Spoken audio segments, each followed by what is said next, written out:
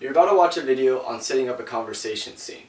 I want you to watch this clip. It won't have any music or audio, but I just want you to pay attention on how it's filmed, the different camera angles, and what you need to include. There's certain things that are essential to include in every conversation. You need to make sure you cover all of them.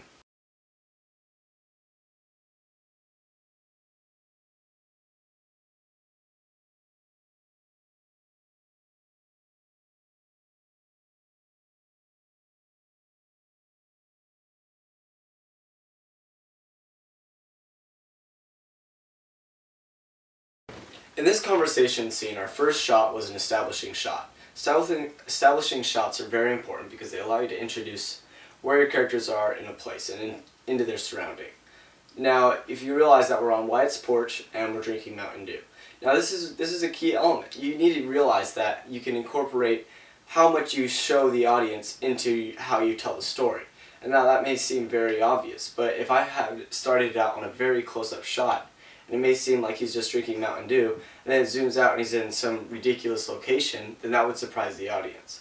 Now you can slowly feed them information by how much you show them in each clip. So you realize that in ours, we started out with an establishing shot. We wanted you to realize that me and Wyatt were just sitting there, hanging out, and just drinking Mountain Dew. Our next two shots were tight shots. These shots are very important for introducing the audience to a little bit more information out of the scene. The first scene, you did notice where we were at. You noticed that we were drinking drinks, but did you quite notice what kind of drink we were drinking? So, bringing the shot in a little tighter allows you to see a little bit more information. And this is also a key element, and it can also be utilized by cutaways, cutting away to anything like jars on the shelf behind us, did you notice that? Or to us pouring the drink. And you also need to realize that it's very important to include speaking room in front of the person talking. If you put the frame right in front of their face, then it'll look like they're just talking into a wall, and something will seem off to the audience. You need to make sure that they have plenty of space in front of their face where they can talk into speaking room. The third shot was an over-the-shoulder shot. It allowed the audience to feel closer to the action. It put the audience in perspective, in camera angles, and allowed you to feel like you're kind of on Wyatt's side, looking at me. Okay? So when you're telling a story, you can make the audience kind of feel like they're siding with Wyatt and looking at me in kind of disagreement if, say, we were arguing.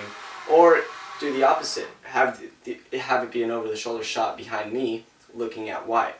And almost like Wyatt is in disagreement. And even put it maybe a little bit higher so that you were looking down on Wyatt. So a little bit of a higher over-the-shoulder shot would make it look like Wyatt was inferior. Or vice versa again. So over-the-shoulder shots are essential because they allow the audience a perspective into the conversation and allows them to better connect with the mood or emotions inside.